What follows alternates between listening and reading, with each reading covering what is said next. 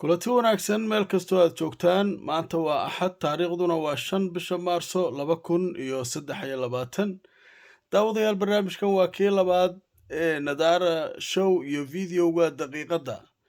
haddaba barnaamijkan gacanta ayaan iminka ku hayaa sheeko cajiiba ayaa soo socota oo aad ka daawan doontaan facebookgeena nadaara show iyo youtube channelkeena nadaara show sheekada halkan idinkaga muuqata gabadhan waa wasiirka arrimaha dibadda ee waddanka Jarmalka waxay tagtay dhowaan waddanka Hindiya si ay uga qayb gasho shirka wadamada warshadaha horumaray ee 20 jabka ka soo gaaray halkaas ayaa lagu maadeysanayaa hadda warbaahinta Jarmalka ilaa kuwa adduunka oo dhan